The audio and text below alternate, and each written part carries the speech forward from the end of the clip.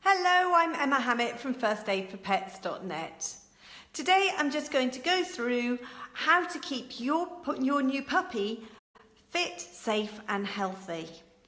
So here's a few top tips. Settling your new puppy into your home can be a bit daunting for both you and for the puppy. And like a new baby, the puppy will need a lot of attention and they may give you disturbed nights and will definitely need toilet training.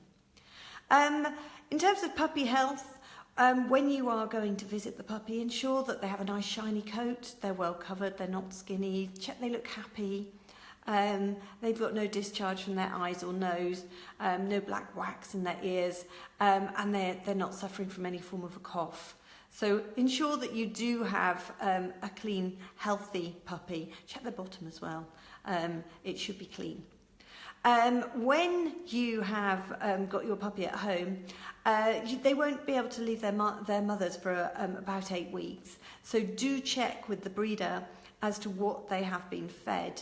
And if you can, continue the diet that they are used to, because that all helps the change and to make it a little bit easier for them. Introduce any new food gradually and always use food that is suitable for the puppy's breed and for the size and age of the dog that you've got. Several small meals are better than fewer large ones, and always ensure that they have fresh water.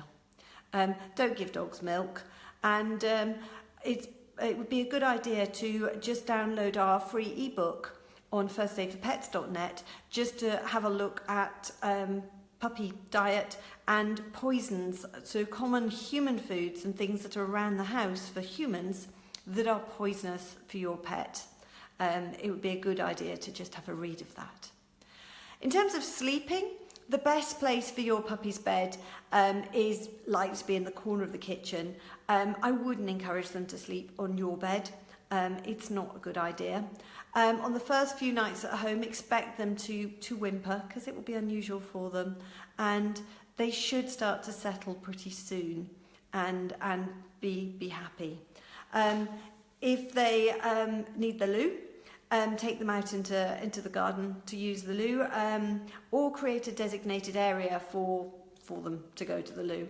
And every time your pup urinates, take her to that area, and she'll get the idea that that's where she does that, and give them a bit of reassurance and say that it's okay when they've done it in the right place, and likewise for defecation as well. Things to get in when you're getting a new puppy. So they will need a proper water bowl that's suitable for them and their size. They'll need a collar and a lead.